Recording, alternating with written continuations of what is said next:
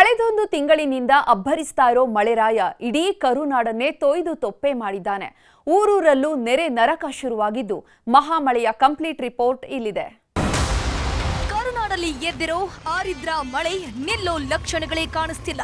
ದಿನೇ ದಿನೇ ಮಹಾಮಳೆ ಜನರ ಎದೆ ನಡುಗಿಸ್ತಿದೆ. ಬಿಟ್ಟು ಬಿಡದೆ ಸುರಿಯುತ್ತಿರೋ ಮಳೆಗೆ ಸಾಲು ಸಾಲು ಅನಾಹುತಗಳು ಸೃಷ್ಟಿಯಾಗ್ತಿದ್ದು ದೇವರನ್ನು ಬಿಡದ ವರುಣ ದೇವ ಊರೂರನ್ನು ಸುತ್ತುವರಿತಿದ್ದಾನೆ.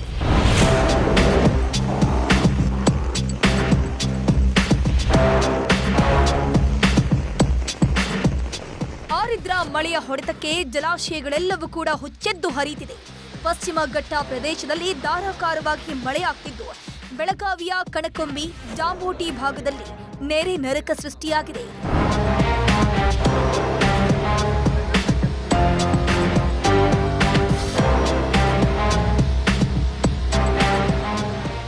ಮಹಾಮಳೆ ಅಬ್ಬರಕ್ಕೆ ಕರುನಾಡ ಮಂದಿ ತತ್ತರಿಸಿ ಹೋಗಿದ್ದಾರೆ. ಕೃಷ್ಣಾ ನದಿಯಲ್ಲಿ ಒಳಹರಿವಿನ ಮಟ್ಟ ಕ್ಷಣ ಕ್ಷಣಕ್ಕೂ ಏರಿಕೆಯಾಗ್ತಿದ್ದು ದೂದ್ಗಂಗಾ, ವೇದಗಂಗಾ ಹಾಗೂ ಹಿರಣ್ಯಕೇಶಿ ನದಿಗಳು ಕೂಡ ಅಬ್ಬರಿಸುತ್ತಿವೆ. ಇದರ ಪರಿಣಾಮ ಚಿಕ್ಕೋಡಿ ಭಾಗದಲ್ಲಿ ಒಟ್ಟು 9 ಸೇತುವೆಗಳು ಮುಳುಗಿ ಹೋಗಿವೆ.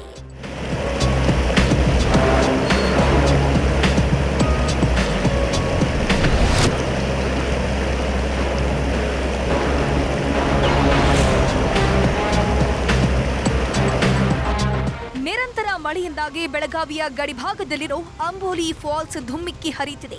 ಹಾಲ್ನೊರೆಯಂತೆ ಹರಿಯುತ್ತಿರೋ ನದಿಯ ನೀರು ನೋಡೋದಕ್ಕೆ ಪ್ರವಾಸಿಗರ ದಂಡೇ ಹರಿದು ಬರ್ತಿದೆ.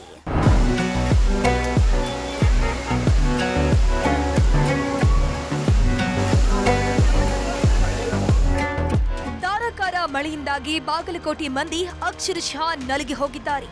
ಮುಧೋಳ ತಾಲೂಕಿನ ಮಿರ್ಜಿ ಗ್ರಾಮದಲ್ಲಿರೋ ಮಿರ್ಜಿ ಸೇತುವೆ ಮುಳುಗೋ ಹಂತಕ್ಕೆ ಬಂದು ನಿಂತಿದೆ.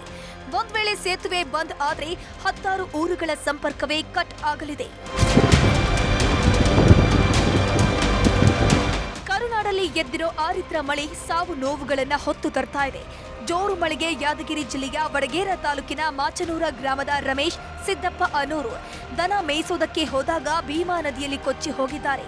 ಮೃತದೇಹಗಳಿಗೆ ಹುಡುಕಾಟ ಮುಂದುವರೆಸಲಾಗಿದ್ದು ಕುಟುಂಬಸ್ಥರ ಆಕ್ರಂದನ ಮುಗಿಲು ಮುಟ್ಟಿದೆ. ಇಬ್ಬರು ಯುವಕರು ಏನೋ ದನನ ಮೇಯಿಸೋದಕ್ಕೆ ಬಂದಿರ್ತಾರೆ. ಮೇಯಿಸಂತ ಬಂದಿರ್ತ ಸಂದರ್ಭದಲ್ಲಿ ನೀರಲ್ಲಿ ಕೊಚ್ಕೊಂಡು ಹೋಗಿರ್ತಾರೆ. ಕುಟುಂಬಸ್ಥರ ಒಂದು ಆಕ್ರಂದನ, ಆ ತಾಯಿಯ ಒಂದು ಮಕ್ಕಳನ್ನ ಕಳ್ಕೊಂಡಿರ್ತಾರೆ. ತಾಯಿ ಅಂದ್ರೆ ಆಕ್ರಂದನ ಮುಗಿಲು ಮುಟ್ಟಿದೆ.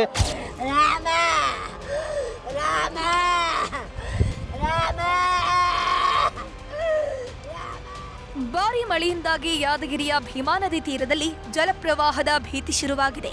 ಭೀಮಾ ನದಿ ಅಪಾಯದ ಮಟ್ಟ ಮೀರಿ ಹರಿತಾ ಇದ್ದು ವೀರಾಂಜನೇಯ ಹಾಗೂ ಕಂಗಳೇಶ್ವರ ದೇಗುಲಕ್ಕೆ ವರುಣದೇವ ಜಲದಿಗ್ಬಂಧನ ಹಾಕಿದ್ದಾನೆ. ಆದರೆ ಕೆಲವರು ಮಾತ್ರ ಜೀವವನ್ನು ಲೆಕ್ಕಿಸದೆ ನದಿ ತೀರದಲ್ಲಿ ಎಣ್ಣೆ ಪಾರ್ಟಿ ಮಾಡ್ತಿದ್ದಾರೆ.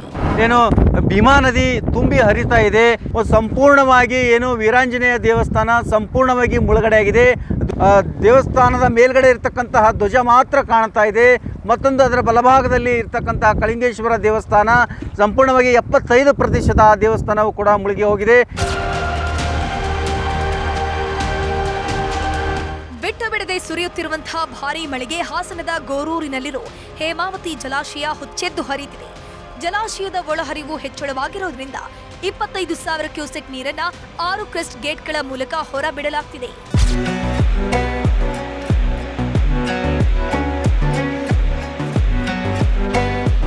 ಚಿಕ್ಕಮಗಳೂರಲ್ಲಿ ಮಳೆರಾಯ ಸೃಷ್ಟಿಸಿರೋ ಅವಾಂತರ ಮಾತ್ರ ಒಂದೆರಡಲ್ಲ.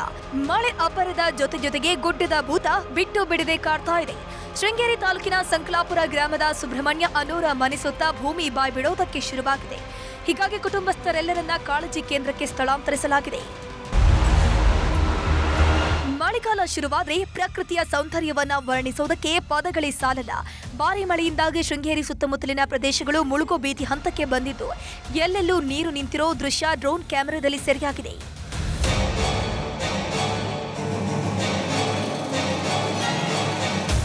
ಕಾವೇರಿ ಜಲಾನಯನ ಪ್ರದೇಶದಲ್ಲಿ ವ್ಯಾಪಕ ಮಳೆಯಾಗ್ತಿರೋದ್ರಿಂದ ಕೆಆರ್ಎಸ್ ಡ್ಯಾಂನ ನೀರಿನ ಮಟ್ಟ ಕ್ಷಣ ಕ್ಷಣಕ್ಕೂ ಜಾಸ್ತಿ ಆಗ್ತಿದೆ. ಹೀಗಾಗಿ ಕಾವೇರಿ ನದಿ ತೀರದ ರೈತರ ಜಮೀನುಗಳು ಮುಳುಗಡೆಯಾಗಿದ್ದು ನಿಮಿಷಾಂಬ ದೇಗುಲದ ಸ್ನಾನಘಟ್ಟ ಜಲಾವೃತಗೊಂಡಿದೆ. ಒಟ್ನಲ್ಲಿ ಬಿಟ್ಟು ಬಿಡದೆ ಸುರಿಯುತ್ತಿರುವ ಮಳೆ ಇಡೀ ಕರುನಾಡನ್ನೇ ಕಂಗಾಲಾಗಿಸಿರೋದಂತೂ ಸುಳ್ಳಲ್ಲ. Bureau report, news 18.